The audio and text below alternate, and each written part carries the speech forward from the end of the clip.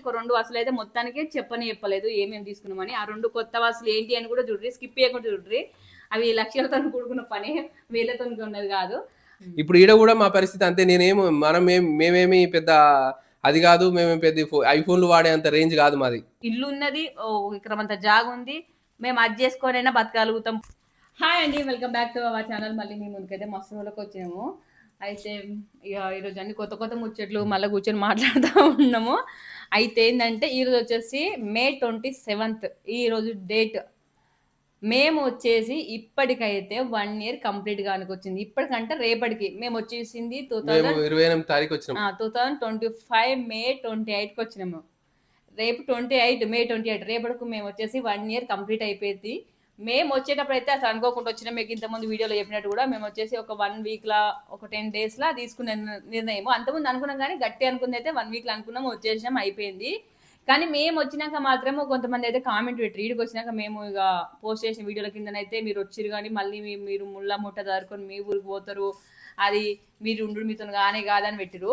వాళ్ళకు గట్టి సమాధానం అయితే ఇచ్చినాం అనుకుంటాం. ఎందుకంటే మేము వచ్చి 1 year అయిపోతుంది. ఇప్పుడైతే ఇంక మా ఊరికి అయితే పోము.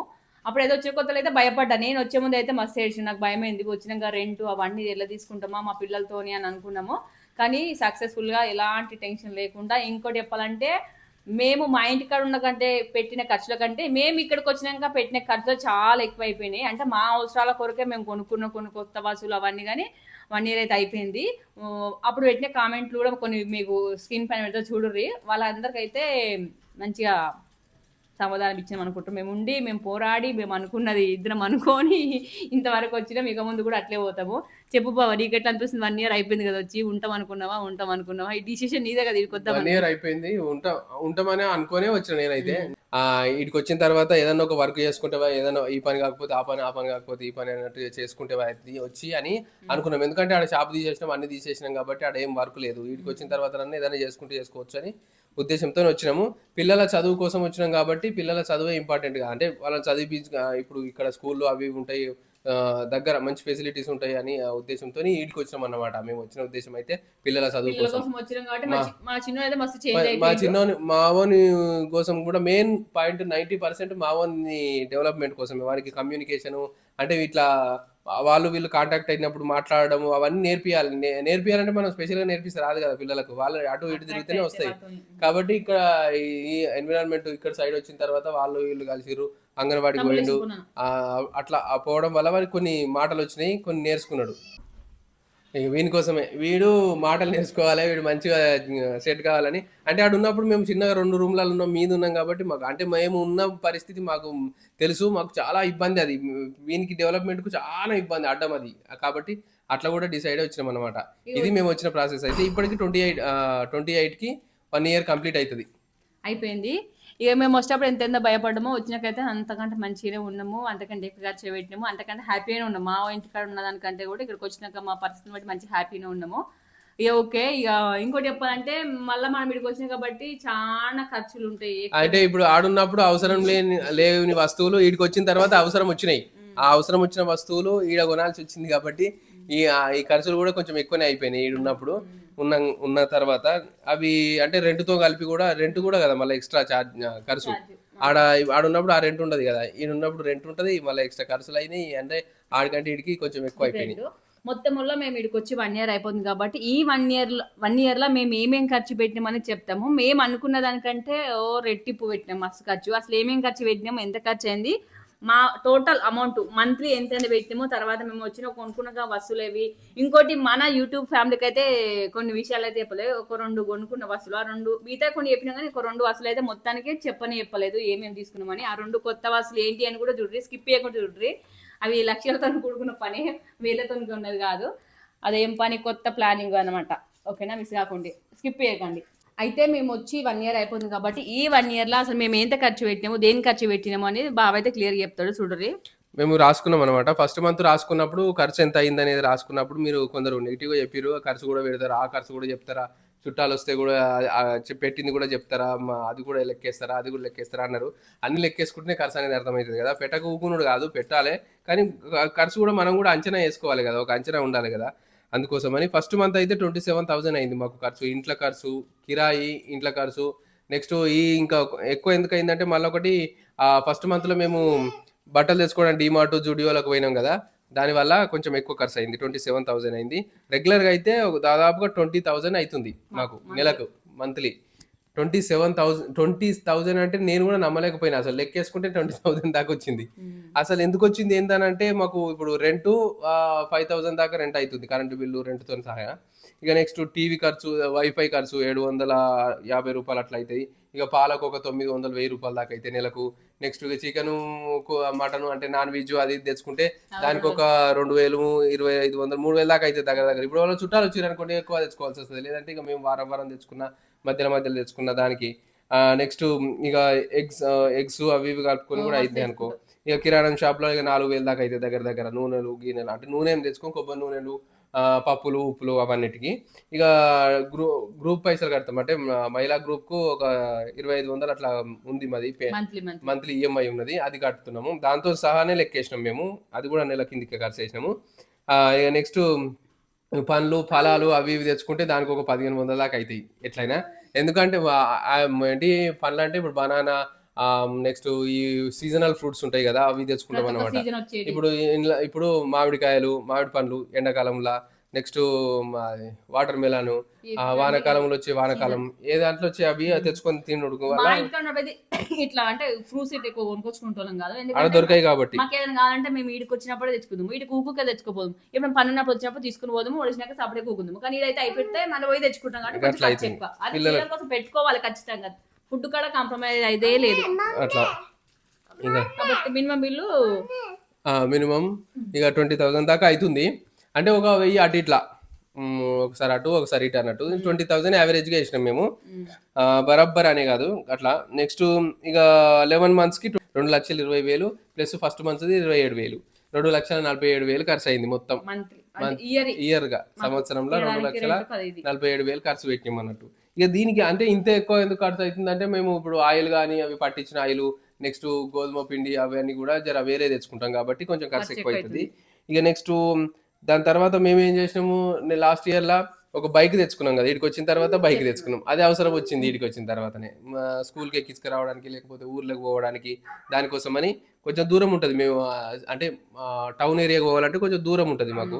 కాబట్టి పెట్రోల్ బైక్ అయితే 3,000 చిల్లర దాకా అవుతుంది పెట్రోల్కు ఖర్చు నెలకు. అందుకని చెప్పి ఈ బైక్ తీసుకున్నాం 50,000. ఇక సంవత్సరం అంటే తీసుకొని మేము వచ్చినాక 2 monthsకి ఏమో తీసుకున్నాం కదా. ఇక నెక్స్ట్ ఏంటంటే ఇక ఇంకొకటి, ఇది చెప్పని విషయం అంటే ఇప్పుడు చెప్పలేదని చెప్పింది అన్నది కదా విషయం, ఏదో కొత్త విషయాలు 2 చెప్పలేదని. దాంట్లో ఒకటి ఫస్ట్ విషయం ఏంటంటే ఫోన్ తీసుకున్నది. మేము ఇంకొక ఫోన్ తీసుకున్నాము.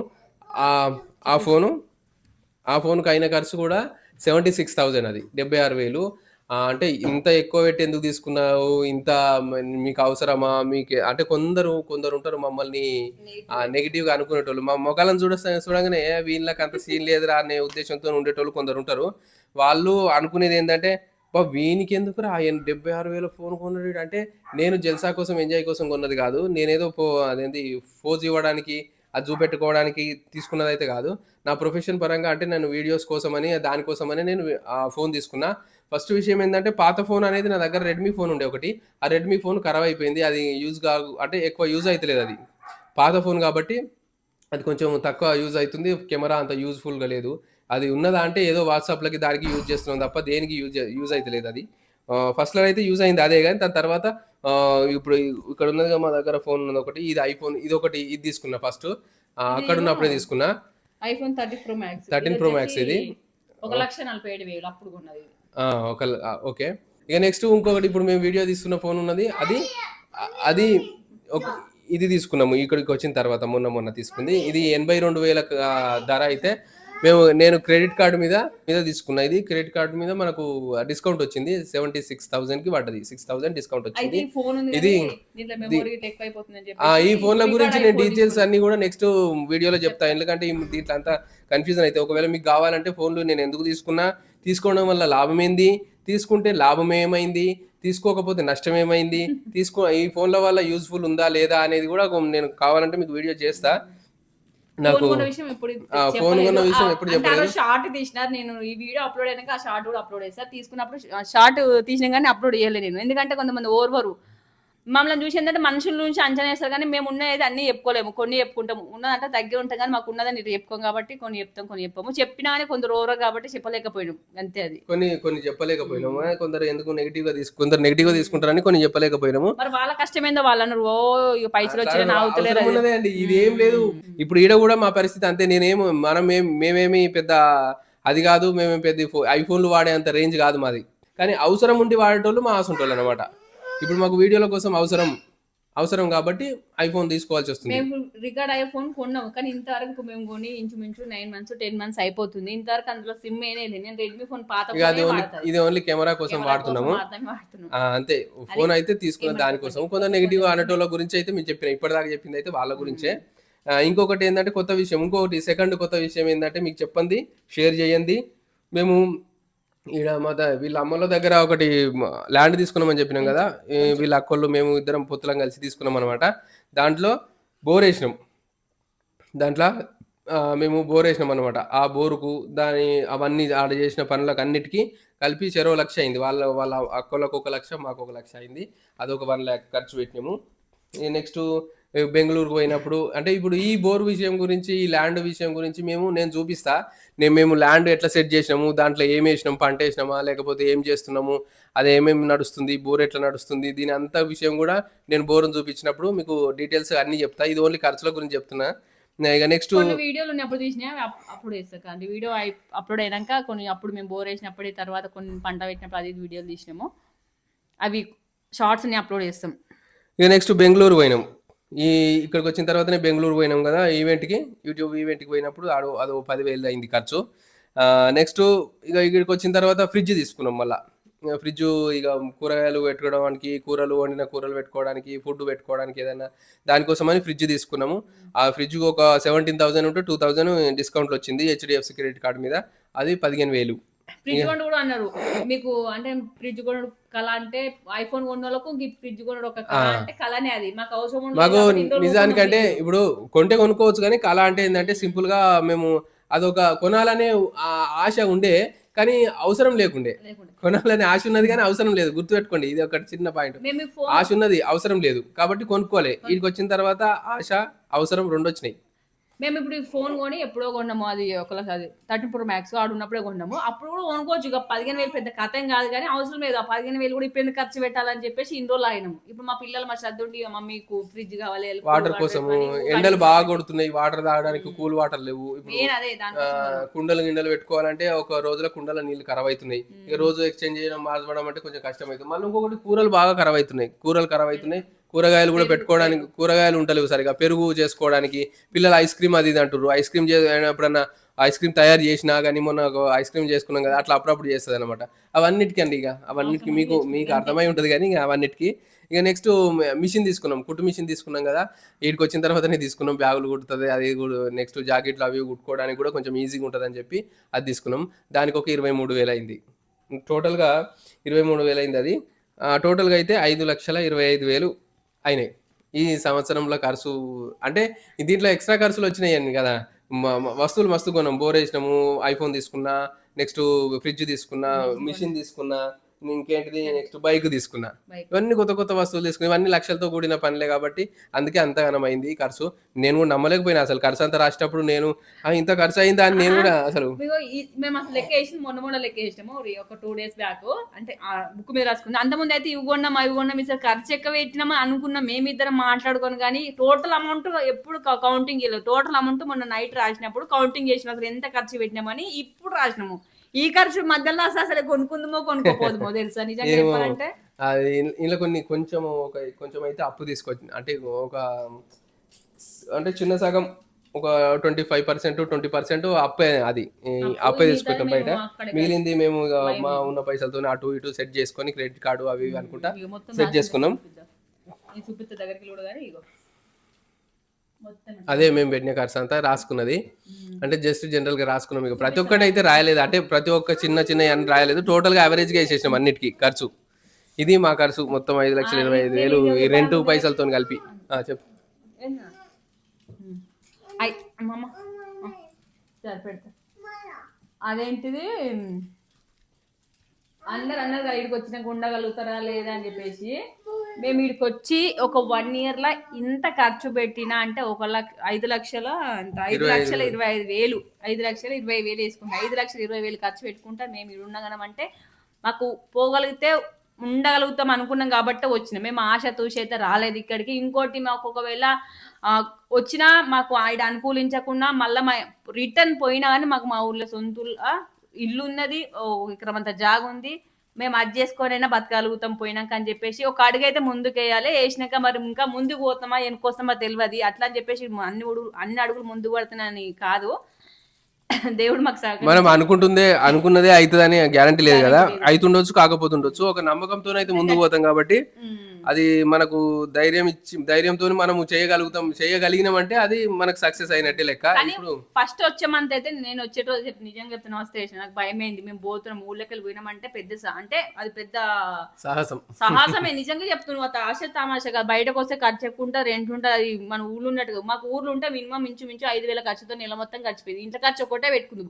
మళ్ళీ ఇంకోటి మాకు కిరాణా షాప్ ఉంది కాబట్టి మాకు వచ్చే వస్తువులు ఇంటికి కూడా అన్ని హోల్సేల్ గానే వచ్చాయి అనమాట. ఏది ప్రతి ఒక్కటి ఏదైనా సరే. ఇక కూరగాయలు అంటే మామూలుగానే ఇక్కడికి వచ్చాక అన్ని ఖర్చు బయటకు వచ్చేటోళ్ళు వాళ్ళని రావాలనుకుంటే మాత్రం మస్తు ఆలోచించారండి నిజంగా చెప్తున్నా. మనకి అంటే మంత్లీ ఈచ్ వన్ ఒక 30,000 పైన వస్తేనే బయటకు వస్తేనే అంటే వెళ్ళగలుగుతాం. మనం ఇప్పుడు ఎంత అయినా కానీ ఎంత వచ్చినా మనం నెగలగలుగుతాము, ఉండగలుగుతాము, సంపాదించుకోగలుగుతాము మాకు అంటే అన్ని ఆలోచించుకొని రాగలిగితేనే రావాలి. మేము కూడా అన్ని కంపేర్ చేసుకున్నాం. నెగిటివ్ పాజిటివ్ ఎట్లుంటది ఏందనేది.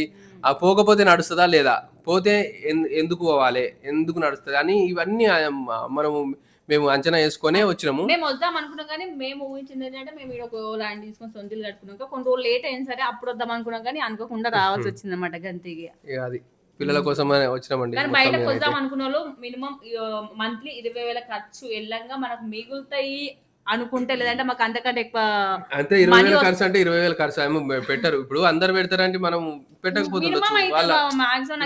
ఇప్పుడు మినిమం అంటే ఇప్పుడు 5,000-6,000 రెంట్ ఎట్లయినా పోతుంది. 5,000-6,000 రెంట్ పోగా ఇంకొక 10,000 దాకా ఖర్చు అవుతుండొచ్చు. పిల్లలు ఉంటే అవుతుంది. ఇప్పుడు ఇద్దరాల మొగలు ఉంటే అదగానం కాదు కదా. వాళ్ళ పరిస్థితిని బట్టి లెక్క. కానీ ఇద్దరు పిల్లలు ఉండి ఇద్దరు అమ్మలు అంటే 4 ఫ్యామిలీతో అయితే ఖచ్చితంగా అవుతుంది. అది తెలియకుండానే అవుతుంది. మీరు అనుకుంటారు కానీ ఒక నెల రాసి పెట్టరు, ఈజీగా అవుతుంది. ఏంది ఓకే అండి, ఇది మా నెల ఖర్చు. ఇంకా మిగిలిన డీటెయిల్స్ అన్ని కూడా మేము అప్డేట్ చేస్తుంటాము, చెప్తాం. నెక్స్ట్ వీడియోలలో చెప్తూ ఉంటాము. ఇంకా కొత్త వీడియోస్ వచ్చేది ఉంది, ఇంకొక కొన్ని కొత్త చేసేది ఉంది. అవన్నీ కూడా మీకు చెప్తాము, చూస్తూ ఉండండి. మేము ఊహించలేదు కూడా మేము ఇక్కడికి వస్తాము. వచ్చిందా అట్లా మేము ఊహించలేని సమస్య అంటే ఊహించలేని సంఘటన ఇక్కడికి వచ్చాం కాబట్టి అలాంటి సంఘటనలు ఉన్నాయి. కొత్త వీడియోస్ వస్తాయి. ఇది ఈ రోజు అయితే ఈ ఖర్చుల విషయం ఈ సంవత్సరంలో పెట్టింది ఇక్కడికి వచ్చినాక. ఓకే అండి, బాయ్. వీడియో నచ్చితే ప్లీజ్ సబ్స్క్రైబ్ చేసి లైక్ చేయండి. మీకు ఎట్లా అనిపించిందో మా లైఫ్ జర్నీ చాలా మంది ఇష్టపడతారు, మధ్య తరగతి వాళ్ళైతే ఎట్లా అనిపిస్తుందో కామెంట్ చేయండి. బాయ్.